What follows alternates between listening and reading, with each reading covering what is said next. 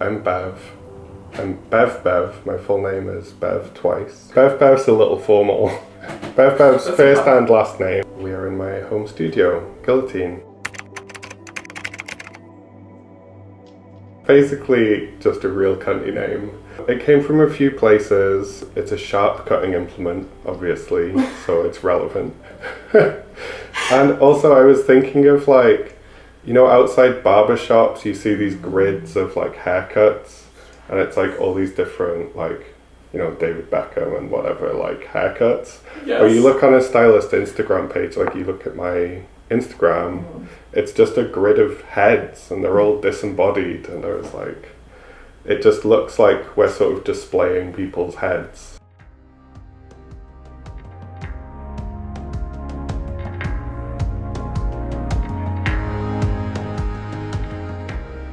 To be honest, it was meant to be a side hustle. I was working mostly in the salon. Just wanted to branch out and try it out, make a little bit of extra money, but also kind of importantly, I wanted to try making a space that felt comfortable for people who don't feel comfortable in the salon. Before I was a stylist, I never felt that comfortable in the salon, both because I'm trans and queer in a complicated way. You know, I'm like non-binary, a trans woman, I'm butch, I'm a lesbian. I had never really felt confident that a stylist would understand all of those things in a kind of polished salon setting. There's any number of reasons why people don't feel comfortable going into a busy environment, a busy, noisy environment with a lot of societal expectations. Maybe it's their queerness, maybe they're neurodivergent, maybe they've got anxiety, and I was like, I'll try just having people in my bedroom. I'll make my bedroom a nice place to be and then have people here and see what happens. And so the first couple of months were just that. It was 1 day a week, but it took off straight away and I was really, really busy. And I found that I really enjoyed being here, which I was a little surprised by actually, because once I trained as a stylist, I really loved being in the salon. I have a slightly weird route into hairdressing, which has influenced the way that I cut hair. So I used to be a physicist. I was trained as a theoretical physicist. And the way that I think about hair is really informed by theoretical physics. So when I first approach a head of hair, the first pass is really, really precise. I try and do kind of precision cutting and approach it with almost like a mathematical lens.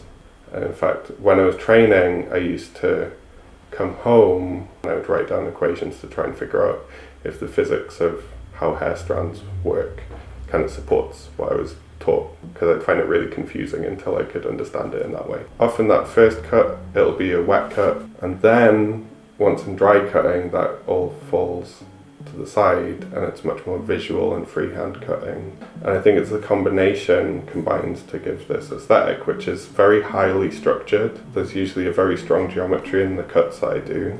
Obviously it depends on what people ask for, but normally there is a very strong geometry underlying it, and it always feels like a tension between kind of structure and collapse, or geometry and noise, or something like that. I do actively work on physics of hair in my own time, and so there is a blackboard. And also I like having a space where, you know, if I'm trying to explain somebody's haircut to them while I'm doing it, I can very quickly wipe away these equations and show them what I'm doing. I have these kind of charts up here, head sheets, where as well I can just quickly sketch what I'm doing. And that was a really important part of the space. One of the things I hated when I used to go to the salon was that I never knew what was going on, right? And I didn't like that. I always felt like, what are you doing back there? Like, I don't know. I kind of wish I knew what you were doing to this like bit of my body. And so I like to incorporate that into my cuts. But I don't want the space to feel clinical. You know, I think if it was all maths, physics, diagrams, it wouldn't feel very welcoming. I really wanted this to feel welcoming. There's pictures of my friends, there's drawings that children have made for me, there's all sorts of trinkets here that are meaningful to me. You're stepping into a personal space, but it's also got an element of a salon to it. You commented earlier on the chair. There's a very nice, expensive salon chair in here because I didn't want to skimp on that. Both from a technical point of view, like having a good hydraulic system is actually really useful when cutting hair. Being able to bring the chair quite high. I'm quite tall. I want to save my back, that's important. But also from the client's point of view, coming in and sitting in a proper salon chair, I think it makes a difference. The first time I met you, I asked if you could tell me a bit about how you transitioned from physics to being a hairdresser. Can you give me the spiel so that you never have to spiel again and you can reference this video instead? Yes, I would love to send people this video instead of doing that spiel. How truthful do you want me to be? Because the full story is a little bit dark. That's okay. If you're happy sharing the truth, I would love it. Yeah, I'm happy sharing the truth. Yeah, I would love to hear it then. I think that the story kind of has to start when I was doing my PhD. So I did a PhD in a robotics lab, an insect robotics lab.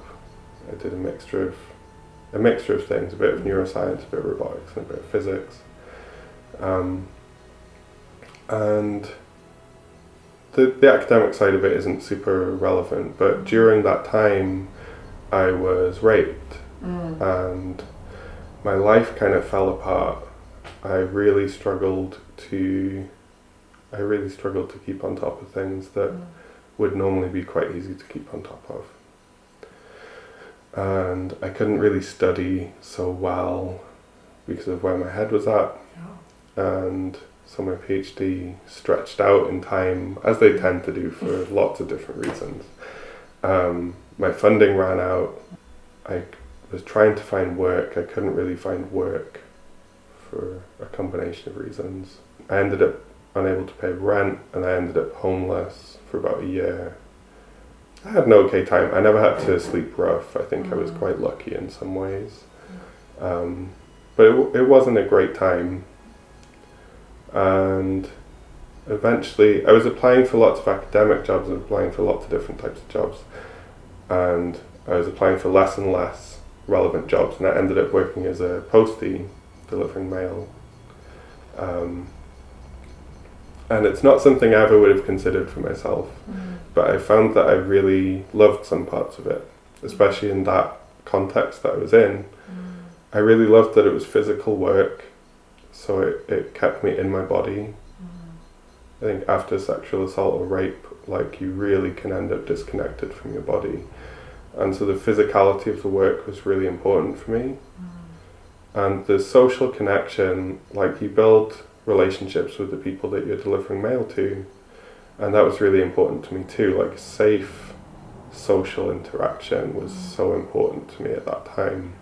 I also loved that nobody asks why you deliver mail. I would always be asked why I was doing the academic research I was doing, you know, and people would be like, I don't know if that's like worth my taxpayer money, you know. Like I don't know if, like, can you justify what you're doing? Yeah. And nobody asks you to justify delivering the mail, you know. It's obvious why you do it. And I was like, I'd quite like a job where it's just obvious why I do it. I knew I didn't want to be a postie forever. I liked learning too much. Sometimes I would deliver mail to hair salons and I would be disgusting. I would be like so sweaty from running up and down tenement stairs, and then I would come into a salon all stinky and the smell of the salon would hit me and it would smell so good and everybody would look so gay. Like hairdressing is a very gay industry and everyone would look so gay and happy and be like having a good time with their clients. And I was like, oh man, imagine getting to work in here. This seems okay. This seems alright. And I was like, well, it's quite physical. You're on your feet all day. And as I learned more about hairdressing, it turns out actually your body position and your posture and stuff is really, really important. It does really keep you in your body. Obviously, there's an element of safe social interaction. You build relationships with clients. There's also safe, like, physical touch, which seemed really important at that time too, I think for obvious reasons. I thought more about it and was like, there's a lot to learn. The more I read about it, people were always like, there is always stuff to learn in hairdressing. either trends change, new techniques come out, new technologies, it's always changing, and there's always something to learn, and that appealed to me. I was like, I bet it's really technical too. You know, I bet it's a really, really technical thing and really creative. And so I decided to give it a shot.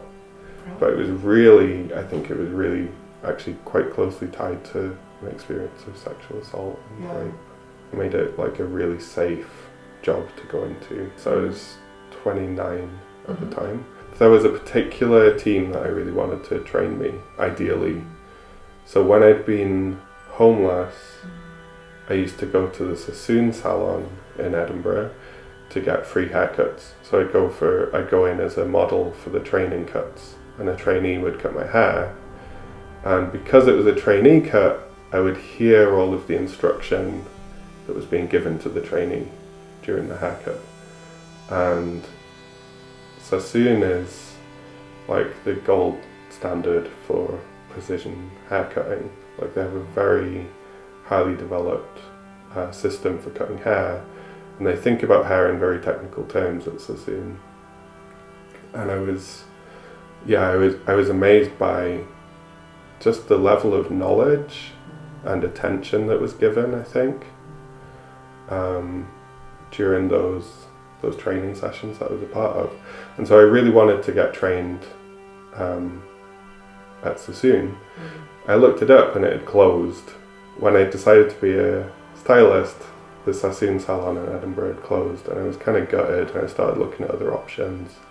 I thought maybe an apprenticeship somewhere else, and I loaded up Google Jobs, and the very first listing for hair apprenticeships was at a salon called Bow, which is just down the road.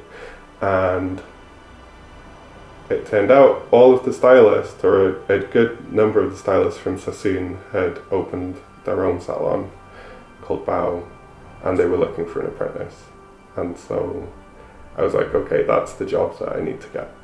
That is the job for me. Be. Yeah, it was really, really wild.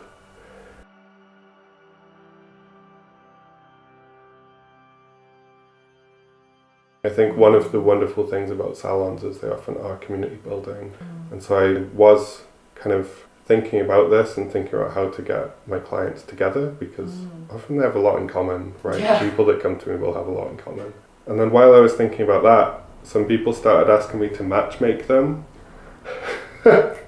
I started being told that I would make a great matchmaker because I know lots of queer people in the city. And I also started getting asked to send people on dates. So I had some people who were in established relationships who approached me.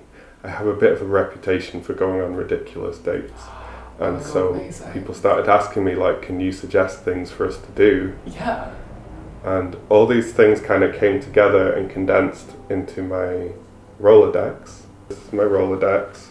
I don't know why it's a Rolodex, I just have a thing for office stationery, It's fantastic. I just thought it was great. I thought it's a nice way of collecting together like small pieces of information. And so there's a section in here for personals. So all of these cards are little statements that people have written. They're a bit like dating profiles or something like that. People write a bit about themselves, or they write a joke or a little poem and leave some contact information. And then there is a section for dates and activities. So if you're not looking for connection, but you would like things to do with the people that are in your life who you cherish and care about, there is a section for dates. One of the first ones that went in was the idea of going on a taco crawl. And I really love it. So instead of a pub crawl, you go out and you just eat one taco in each place that does tacos, and you move around the city. And in terms of personals, there are two people in here who have both written about their love of boats. And I don't know who they are, but I hope that they have found each other. I really hope they found each other.